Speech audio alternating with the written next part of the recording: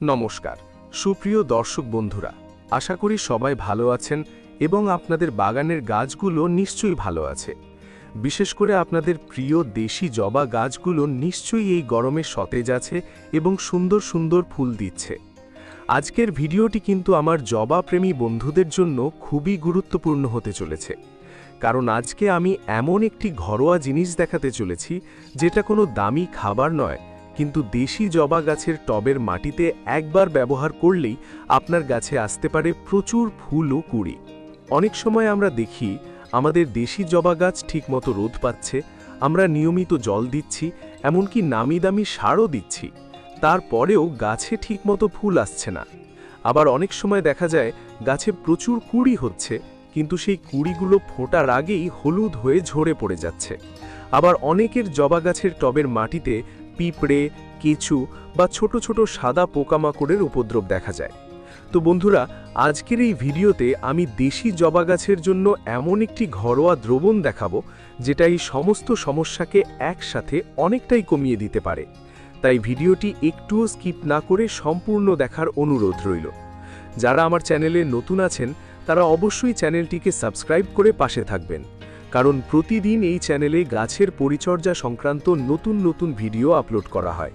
বন্ধুরা, প্রথমেই জেনে নেওয়া যাক দেশি জবা গাছে কেন এই দ্রবণটি ব্যবহার করা দরকার। এপ্রিল মাসে অনেক সময় হঠাৎ করেই কালবৈশাখী ঝড়ের সাথে বৃষ্টি হয়ে যায়। এই হঠাৎ বৃষ্টির কারণে টবের মাটির গঠন অনেক সময় বদলে যায়।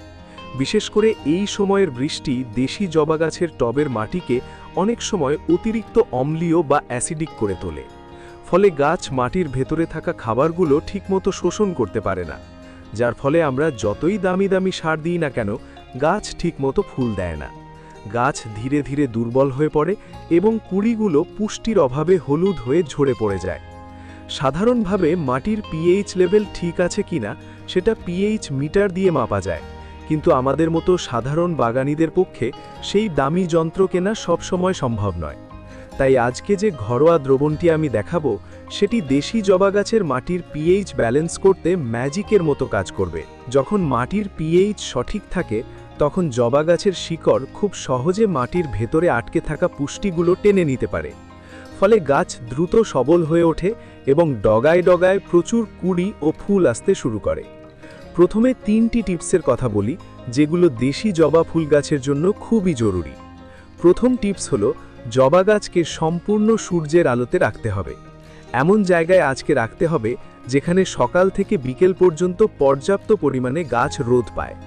দ্বিতীয় টিপস হলো গাছে বুঝে জল দেবেন। অতিরিক্ত জলে গাছ কিন্তু ফুল কম দেয়, তাই টবের ওপরের মাটি শুকিয়ে গেলে তারপরেই জল প্রয়োগ করবেন। এবং তীব্র গরমের কারণে বিকেলের দিকে বা সন্ধ্যের দিকে যখন জল দেবেন তখন গাছকে ভালো করে স্নান করিয়ে দেবেন।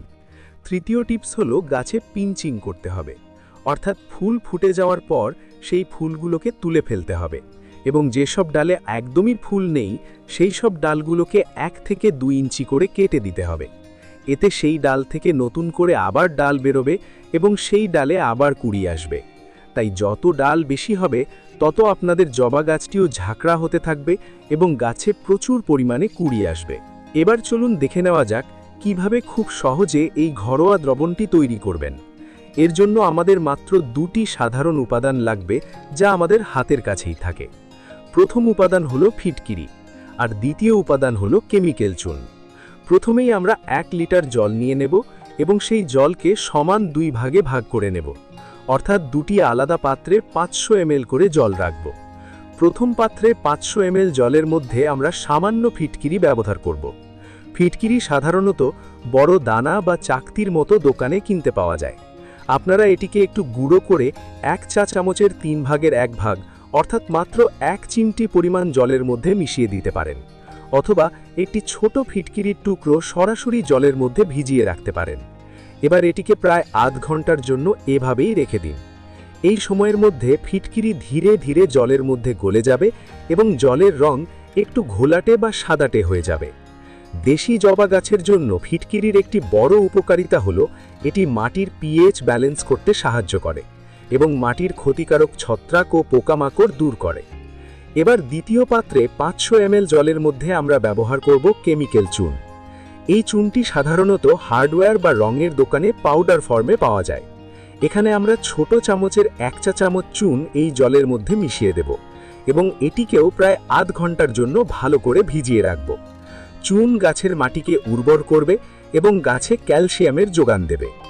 একটি বিষয় অবশ্যই মনে রাখবেন, যারা মিউনিসিপ্যালিটি বা কর্পোরেশনের জল ব্যবহার করেন তারা সেই জলকে অন্তত 24 ঘন্টা আগে কোনো বালতিতে ধরে খোলা জায়গায় রেখে দেবেন।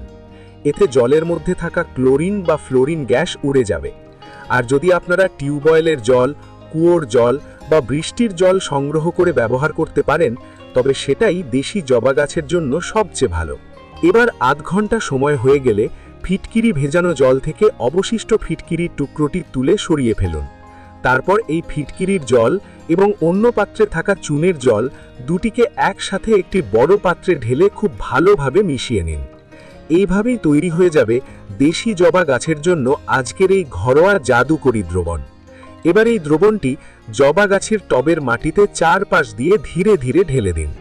প্রতিটি টবে 500 থেকে 300 ml দিলেই যথেষ্ট হবে। এই 1 লিটার দ্রবণটি আপনি 4 থেকে 5টি গাছে ব্যবহার করতে পারবেন। এই দ্রবণটি ব্যবহার করলে জবা গাছের গোড়ায় থাকা পিঁপড়ে বা কেঁচোর সমস্যা একদম চলে যাবে। তার পাশাপাশি মাটির পিএইচ সঠিক হওয়ার কারণে আপনার প্রিয় জবা গাছটি খুব দ্রুত সারের পুষ্টি গ্রহণ করতে পারবে। আপনারা দেখবেন দিন 10 মধ্যেই জবা গাছটি আগের থেকে অনেক বেশি সতেজ ও সবুজ হয়ে উঠেছে এবং নতুন নতুন কুঁড়ি আসতে শুরু করেছে। এবার জেনে নেওয়া যাক এই দ্রবণটি আপনারা কতদিন অন্তর ব্যবহার করবেন। দেশি জবা গাছের ক্ষেত্রে এই দ্রবণটি মাসে সর্বোচ্চ 2 বার ব্যবহার করা যাবে। বিশেষ করে যেসব গাছে ফুল একেবারেই হচ্ছে না বা গাছগুলো খুব রুগ্ন হয়ে গেছে, তারা অবশ্যই এটি ব্যবহার করবেন। মনে রাখবেন, প্রতিবার প্রয়োগের মধ্যে অন্তত 20 দিনের ব্যবধান রাখতে হবে। অর্থাৎ আজ যদি আপনি এই দ্রবণটি জবা গাছে ব্যবহার করেন, তাহলে আবার 20 দিন পার হলে তবেই দ্বিতীয়বার ব্যবহার করবেন। প্রতিটি টবে যদি পরিমাপ করতে অসুবিধা হয়, তাহলে আমাদের বাড়িতে থাকা সাধারণ কাঁচের গ্লাস ব্যবহার করতে পারেন। সেই গ্লাসে 1 গ্লাস পরিমাণ দ্রবণ দিলেই মোটামুটি সঠিক মাপ হয়ে যাবে। খেয়াল রাখবেন, অতিরিক্ত পরিমাণে বা ঘন ঘন এটি দেবেন না, কারণ অতিরিক্ত কোনো কিছুই গাছের জন্য ভালো নয়। তো বন্ধুরা, দেখলেন তো মাত্র 2টি ঘরোয়া উপাদান দিয়ে কত সহজে আমরা দেশি জবা গাছের কুঁড়ি ঝরা বন্ধ করতে পারি এবং প্রচুর ফুল পেতে পারি। এটা হয়তো সরাসরি কোনো খাবার নয়, কিন্তু এই গাছগুলোর জন্য এটি একেবারে ধন্বন্তরী ওষুধের মতো কাজ করে। আপনাদের বাগানের দেশি জবা গাছগুলোতেও আজই এটি প্রয়োগ করে দেখুন, ফল অবশ্যই পাবেন।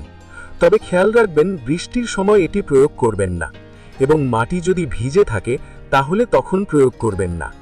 মাটির 2/3 শুকিয়ে গেলে তারপরেই প্রয়োগ করবেন এই তরল।